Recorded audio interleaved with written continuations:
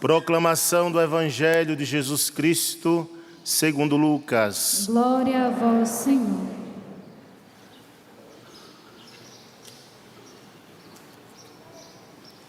Naquele tempo, Jesus voltou para a Galiléia com a força do Espírito, e sua fama espalhou-se por toda a redondeza. Ele ensinava nas suas sinagogas e todos o elogiavam. E veio à cidade de Nazaré, onde se tinha criado. Conforme seu costume, entrou na sinagoga no sábado e levantou-se para fazer a leitura. Deram-lhe o livro do profeta Isaías. Abrindo o livro, Jesus achou a passagem em que está escrito: O Espírito do Senhor está sobre mim, porque Ele me consagrou com a unção para anunciar a boa nova aos pobres, enviou-me para proclamar a libertação aos cativos e aos cegos a recuperação da vista, para libertar os oprimidos e para proclamar o ano da graça do Senhor. Depois fechou o livro, entregou ao ajudante e sentou-se. Todos os que estavam na sinagoga tinham os olhos fixos nele. Então começou a dizer-lhes: Hoje se cumpriu esta passagem da Escritura que acabastes de ouvir. Todos davam testemunho a seu respeito, admirados com as palavras cheias de encanto que saíam da sua boca. Palavra da salvação. Glória a vós, Senhor.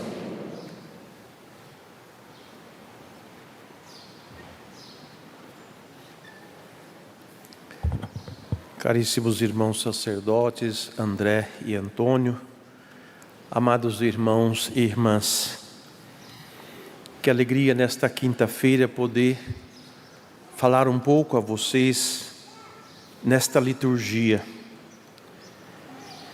E a fé é um dom sobrenatural infuso. Assim diz o catecismo, assim diz o ensinamento da igreja. É um dom sobrenatural porque é um dom que vem de Deus. Deus se revela, Deus se dá a conhecer. E se vocês lerem a Bíblia desde o começo, vocês vão ver esta ação de Deus, Ele se revelando, falando ao coração do homem. Embora na criação a gente tenha essa presença de Deus constante nos nossos primeiros pais, mas depois que eles pecaram, essa distância ficou bem grande. Embora Deus nunca os tenha abandonado, mas eles, por causa do pecado, tenham buscado outras interpretações ou achado que havia encontrado outro sentido para a sua existência, e daí começaram a nascer, as teorias, a separação do homem com Deus, por causa dessa ruptura que foi causada. Mas mesmo assim como ele falava com Adão antes do pecado, ele continua falando conosco depois do pecado. Agora num caminho de salvação. Esse homem que pecou precisa ser salvo, porque ele não é capaz por si mesmo de se salvar.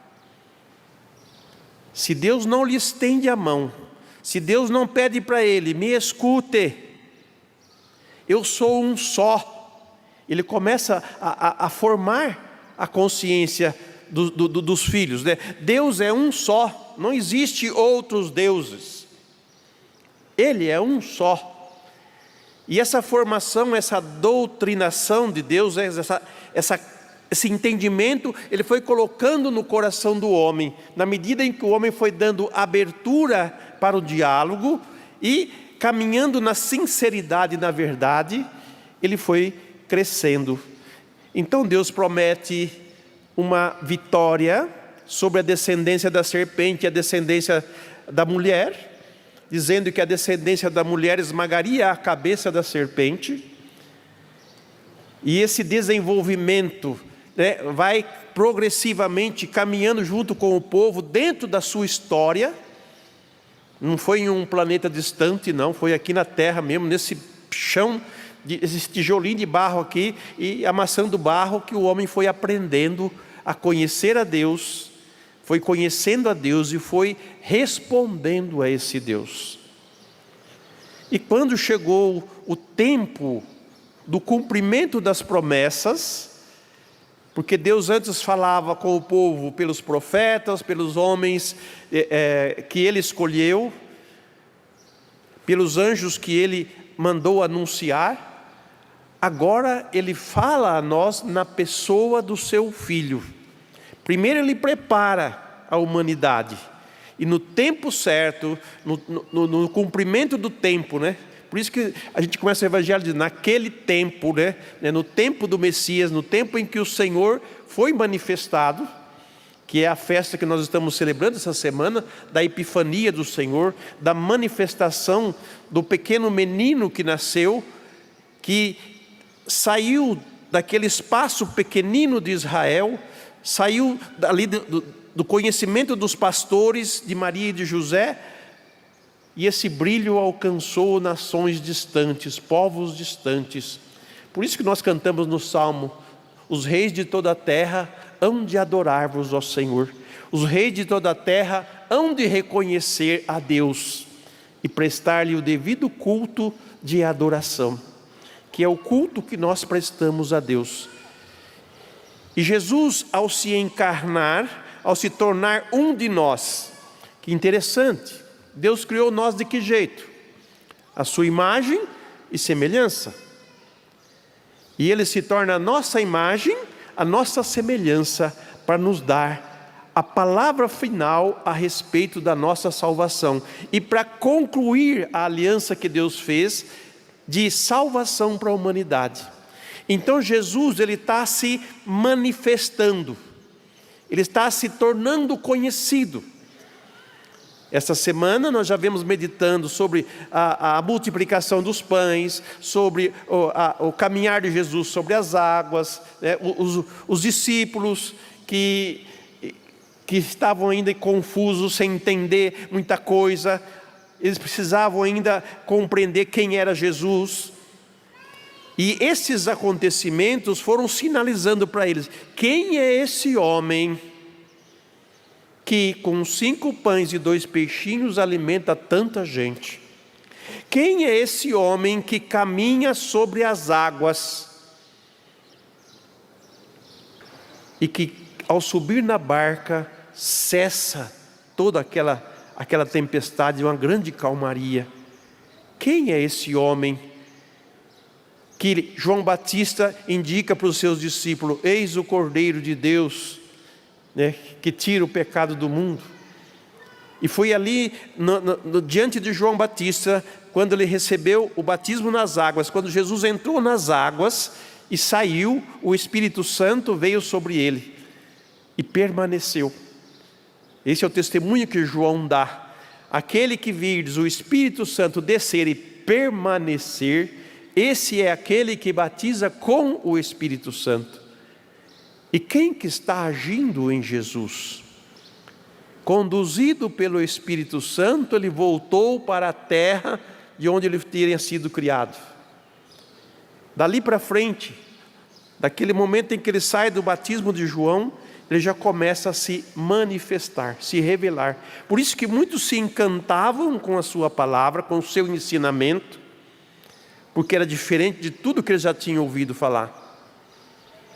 E outra, a autoridade que ele tinha, a palavra que ele tinha, a maneira dele fazer as coisas, tudo isso chamava a atenção para ele. Então Jesus, ele não tem medo de se revelar quem ele é. Ele se mostra, ele se dá a conhecer. Para que os ouvintes o compreendam e o entendam quem ele é.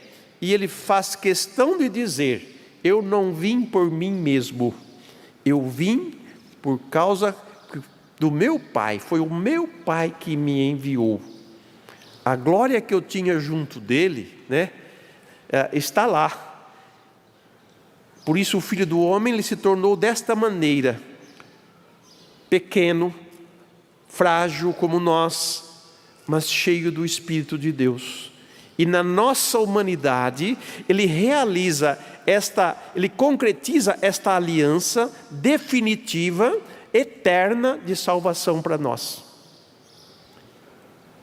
Então, até as pessoas entenderem quem é Jesus, até muitos entenderem que o Jesus não é aquilo que eu penso que ele seja, Jesus é aquilo que ele é, e que eu preciso compreendê-lo, e que eu preciso entendê-lo quem ele é.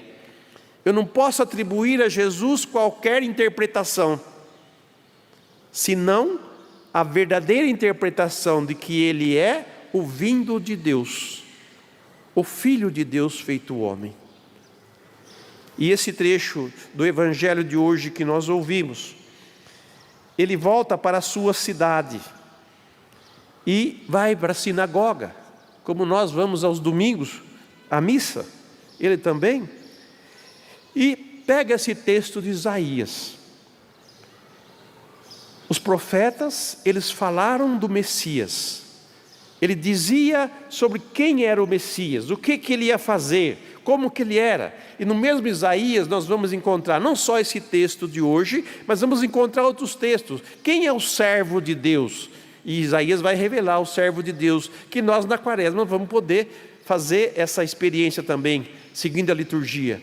Nós vamos ver o cântico do servo, o primeiro cântico, o segundo cântico, o terceiro cântico. Vai falar quem é o servo, como é que ele é, como que ele vai salvar a humanidade. Para nós entendermos esse mistério da revelação de Deus a nós, para que nós não sejamos ignorantes e ignorantes sermos enganados. Porque há muitos enganos a respeito de Deus, e há muitos enganos a respeito de Jesus, e há muitos enganos a respeito da fé católica.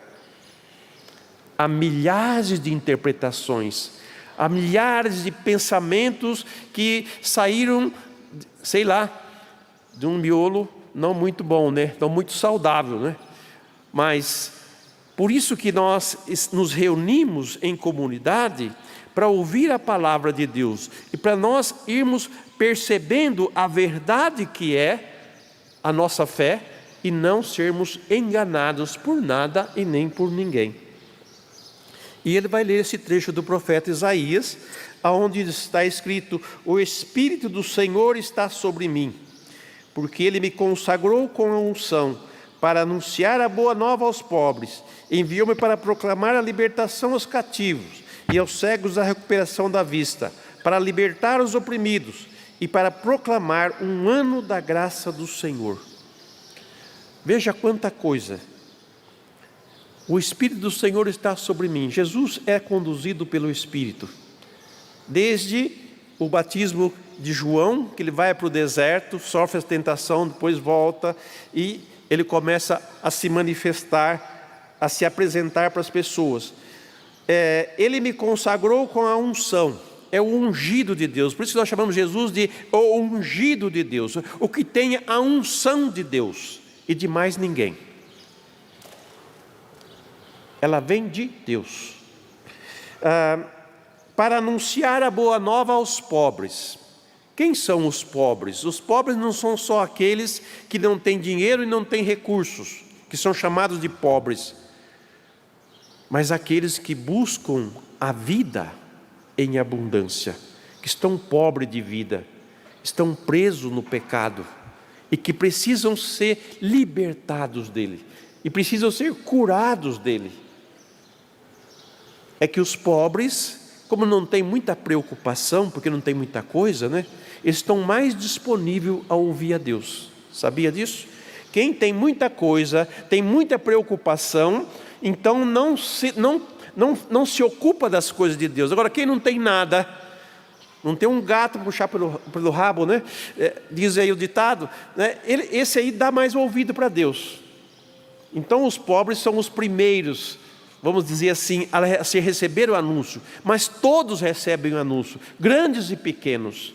E somente aqueles que se acham ricos de conhecimento, ou ricos de poder, se eles abrirem o coração para ouvir, eles poderão também aceitar Jesus, como o pobre tem esta facilidade. Só para entender e compreender tudo isso. Ok, continuemos. Enviou-me para proclamar a libertação aos cativos. Quem são os cativos? Aqueles que estão presos ou aprisionados, seja numa ideia, seja num pecado, seja numa condição de vida que está vivendo. Cativo, está preso, amarrado, né? Não é uma pessoa livre, por causa de um vício ou por causa de qualquer outra coisa que a tire e roube dela a liberdade. E aos cegos a recuperação da vista, quer dizer, a quem não enxerga Deus, a quem não consegue vê-lo, percebê-lo, senti-lo, a sua presença, porque tem uma trave aqui da frente, e é preciso tirar essa trave.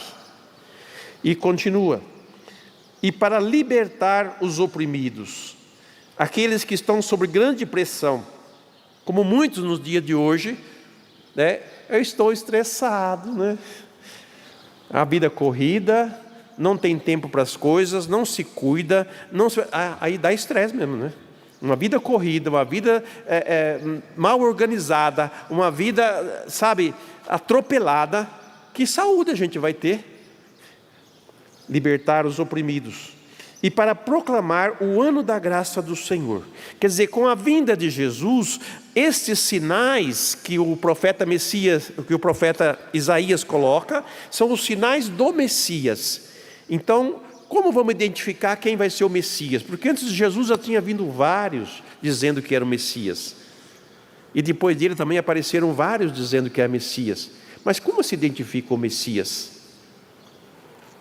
E aí está os sinais que o profeta Isaías escreve. Os Messias têm esta característica, e os sinais são estes. Então, as curas que Jesus realizou, as libertações que ele realizou, sabe, as curas dos paralíticos, dos cegos, dos surdos, dos mudos, são sinais de que ele está presente, de que o tempo do Messias chegou. E por isso a libertação está acontecendo, na medida em que as pessoas vão dando respostas para Deus e para Jesus, acreditando nele, esses sinais vão surgindo. É o novo surgindo, são sinais. Jesus não veio só para curar corpo doente, não, vista que não enxerga, ouvido que não escuta direito, né? Ele não veio só para isso, não. Ele veio para curar coisa muito mais profunda do que um olho que não enxerga direito, um ouvido que não escuta direito. Ele veio abrir os ouvidos da nossa alma, os olhos da nossa alma.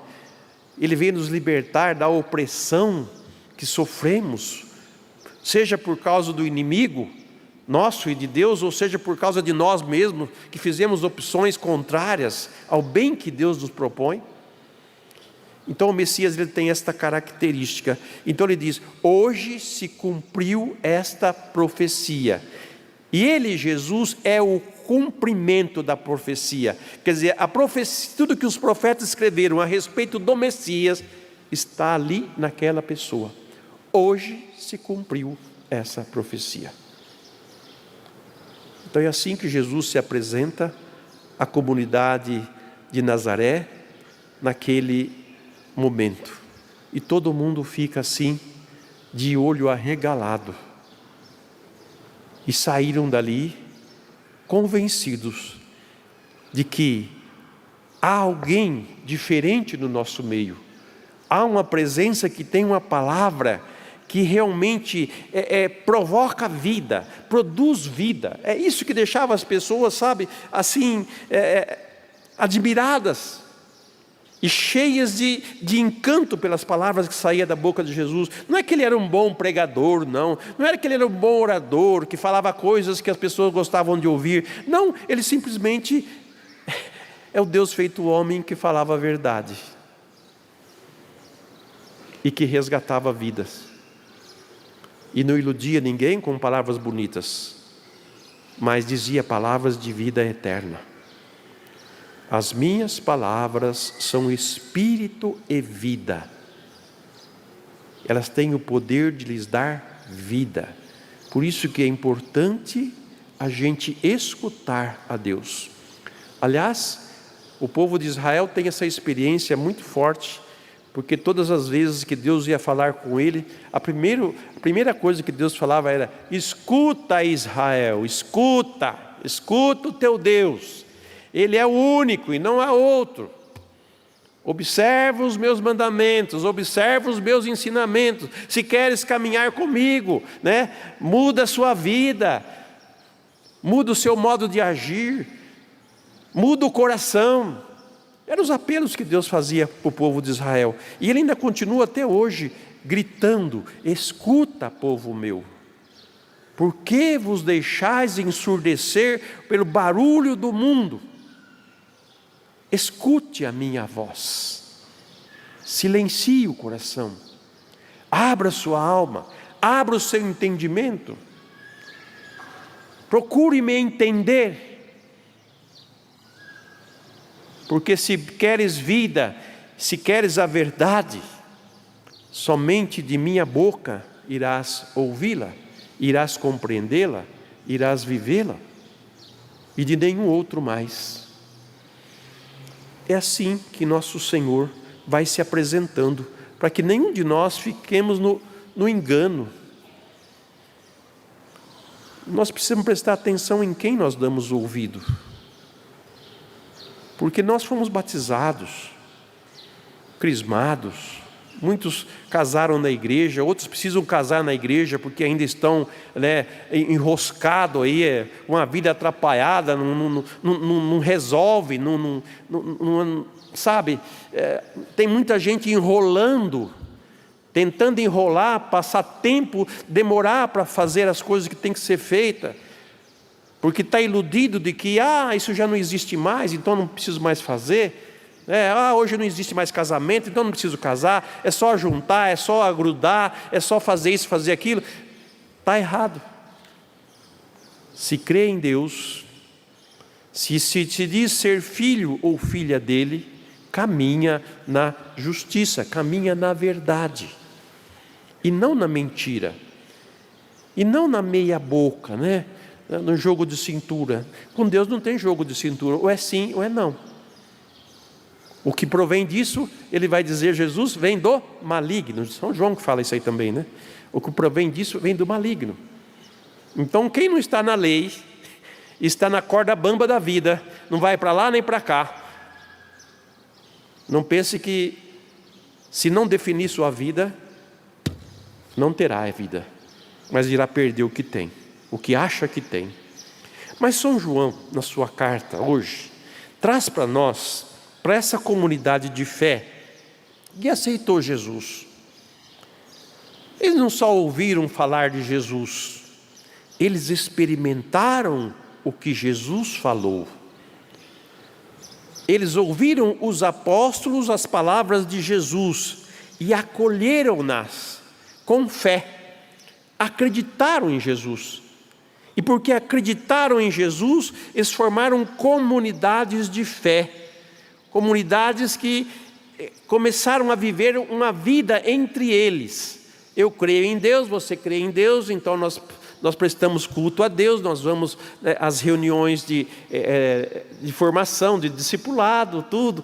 Então a gente se congrega como comunidade de fé, que crê em Deus, que crê em Jesus e que aceita Jesus como seu Salvador. E João vai dizer uma coisa para nós, meus irmãos. Muitos acham que precisa amar a Deus para Deus amar a gente. E para poder amar a Deus, a gente tem que fazer as coisas certinhas, A gente não pode pecar, a gente não pode fazer coisa errada, a gente não pode fazer isso, não pode fazer aquilo. E muitos sofrem, porque, eu não queria pecar mais disso, mas caí de novo. Mas eu não queria, eu queria ser agradável a Deus, mas não consigo ser. E eu tenho uma dificuldade muito grande para amar a Deus, né? Eu não consigo dominar esse meu jeito de ser, eu não consigo mudar o meu modo de ser. Não é o nosso amor por Deus que faz Deus nos amar. É o amor de Deus por nós que nos ensina a amá-lo. E aquele que por primeiro nos ama é Deus. Ele manifestou o seu amor por nós quando enviou Jesus. E com que condições ele enviou Jesus? Para que ele veio fazer aqui? Uma aliança. E nesta aliança que ele fez, no sacrifício que ele ofereceu, ele perdoou os nossos pecados. E não só perdoou os nossos pecados, mas também deu-nos o Espírito Santo, força de Deus, graça de Deus, para que nós permaneçamos na graça, e não mais no domínio do pecado, mas no domínio da graça. Sem o Espírito de Deus, fica difícil para um homem ser perfeito. Mas com o Espírito Santo de Deus, com a graça dele, nós conseguimos a perfeição, passo a passo. Olha os santos como que eles fizeram a sua caminhada. Vocês já ouviram falar do Carlos hoje, como que ele se tornou santo em tão tenra idade, né? E os outros santos também da história da nossa igreja, há tantos.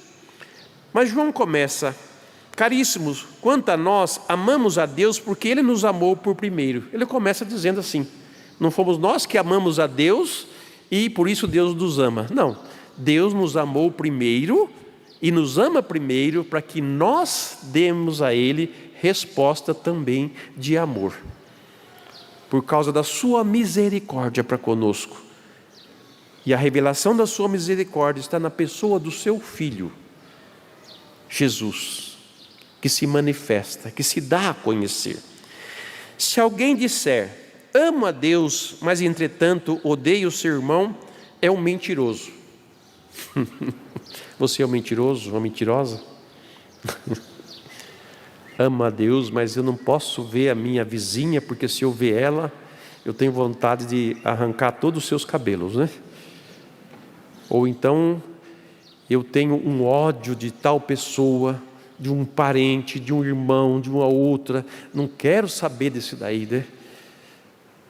E diz para os outros, eu amo a Deus, mas odeio o seu irmão. Tem alguma coisa errada aí, não tem?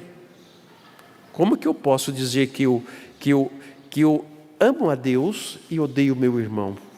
É o que o João coloca aqui. É um mentiroso? Pois quem não ama o seu irmão, a quem vê concretamente, eu estou vendo quem eu estou amando, não poderá amar a Deus a quem não vê? E que nos leva a amar a Deus? É pela fé. Eu comecei a falar para vocês sobre o dom da fé. O dom da fé é um dom sobrenatural infuso. Quer dizer, é Deus quem se revela a nós. E se eu reconheço a Deus pela fé e acredito nele e caminho com ele, eu estou me unindo a ele. Ele é santo. É ele quem purifica-me dos meus pecados. Lava-me das minhas faltas. E esse Deus que me lava das minhas faltas, também lava as faltas do meu irmão, lava as faltas daquela pessoa. Ele também salva essa pessoa, também ama esta pessoa. Mas se eu estou ligado a Deus, que é bom, que é misericordioso, que é paciente comigo e que perdoa os meus pecados, eu teria que amá-lo ou o meu irmão da mesma forma.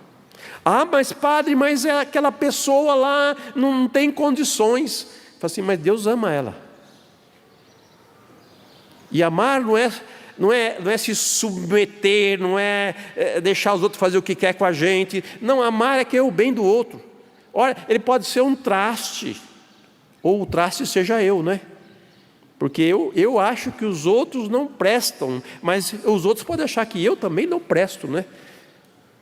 E aí, como é que fica?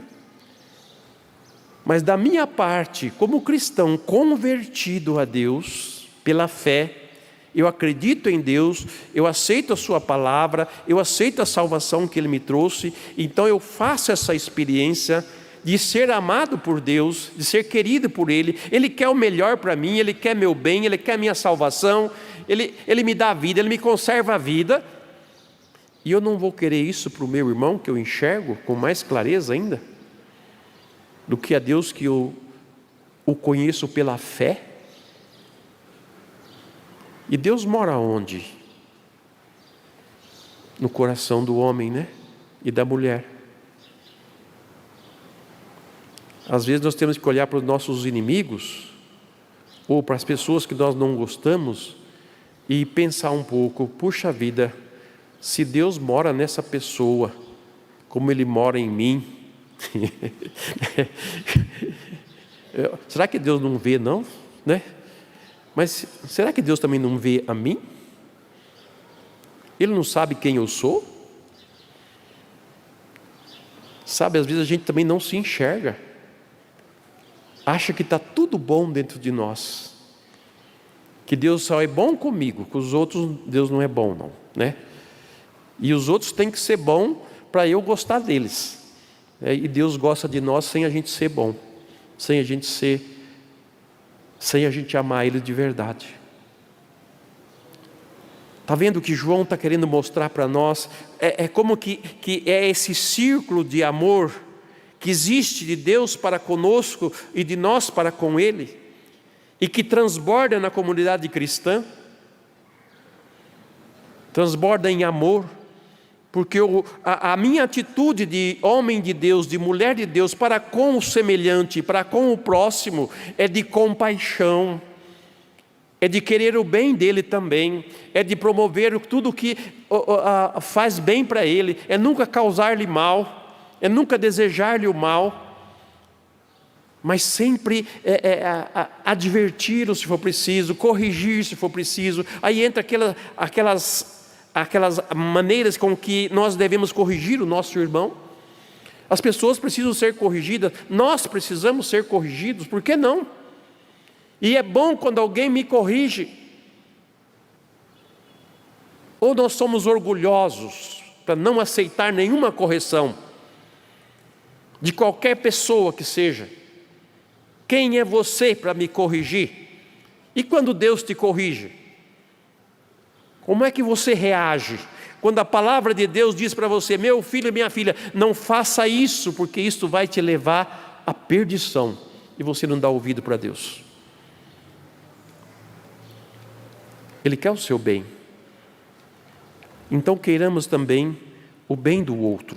Se somos amados por Deus e nós amamos a Deus, então nós amamos também os nossos irmãos. É o que João fala para a comunidade. E este é o mandamento que dele recebemos: aquele que ama a Deus, ame também o seu irmão. Todo o que crê que Jesus é o Cristo, nasceu de Deus. Eu creio que Jesus é o enviado do Pai. Ele se revelou como tal, vindo de Deus, e realizou as obras de Deus, que me deixaram de queixo caído, admirado de ver a palavra de Deus, como ela é linda, como ela é maravilhosa. Mas essa palavra tem que entrar na minha vida, ela vai amargar, sim, vai amargar, porque eu tenho que romper com os meus pecados, romper com a minha teimosia, romper com tudo aquilo que não é de Deus, para viver a vida nova que Ele trouxe para mim. Portanto, aquele que crê em Jesus aceita o sacrifício que Ele fez pelos meus pecados e busco a cura dos meus pecados, o perdão dos meus pecados. Vou confessar com sincero arrependimento, peço ao Senhor: lava-me dos meus pecados, Senhor. Os outros também não merecem a mesma graça que você recebe? Então, por isso que Jesus nos ensina, orai pelos vossos inimigos, rezai por aqueles que vos perseguem, né? Jesus fala umas coisas que, se nós formos olhar concretamente na nossa vida, nós não somos obedientes, não. Nós descemos a lenha, né? Que raça de cristão nós somos? A melhor raça? Ou ainda tem coisas para ser corrigidas dentro de nós? Todo o que crê que Jesus é o Cristo, nasceu de Deus. E quem ama aquele que gerou alguém, amará também aquele que dele nasceu. Quer dizer, quem ama Jesus, que o Pai enviou, e ama o Pai que enviou Jesus, se torna então filho de Deus. Nasceu de Deus. O que nasce do pecado é pecado. O que nasce de Deus, da graça, é graça.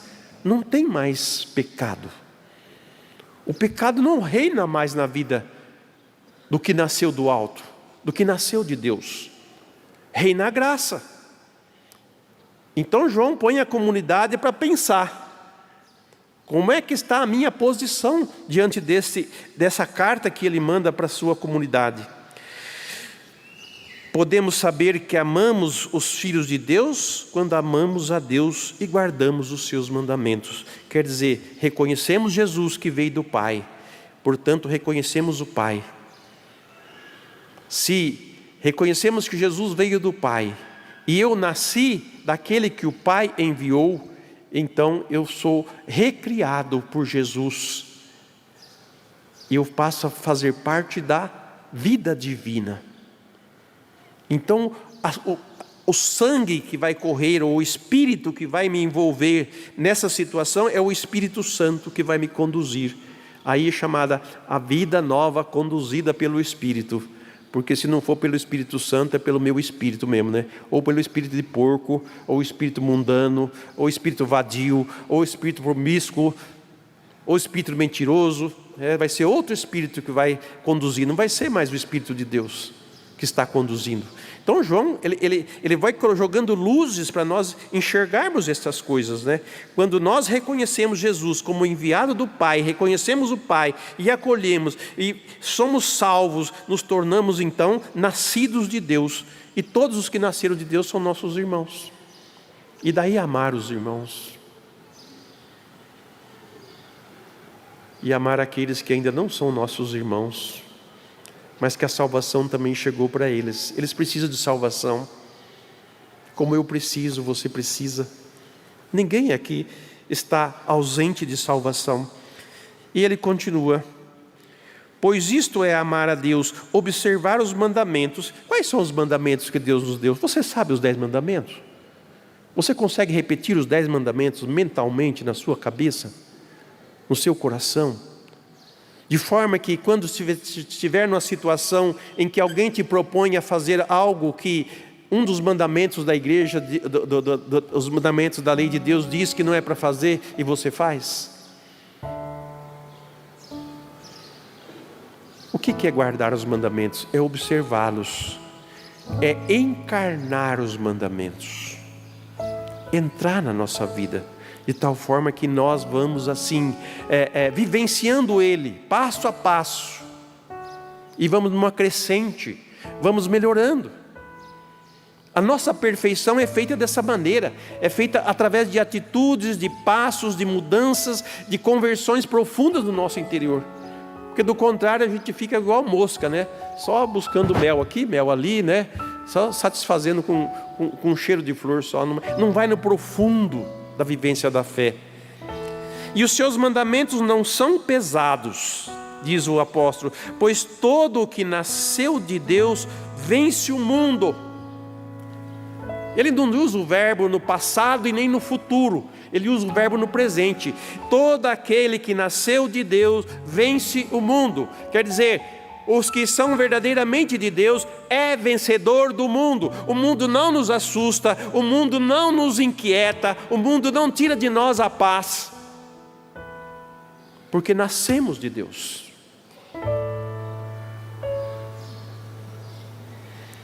E esta é a vitória que venceu o mundo, conclui ele, a nossa fé.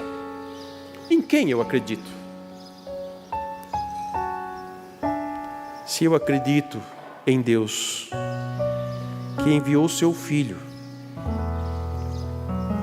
para nos salvar, e essa salvação é oferecida gratuitamente, e por esta salvação eu sou redimido e inserido novamente na vida de Deus, a viver a verdadeira união com Ele, na comunidade dos seguidores dEle.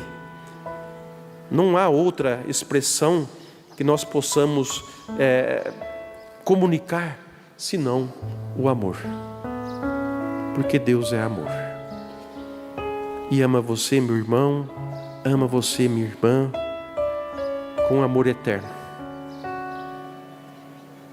Nenhum de nós aqui está perdido, ao contrário, está achado, viu? Deus já achou você e está cuidando com muito carinho de cada um de vocês.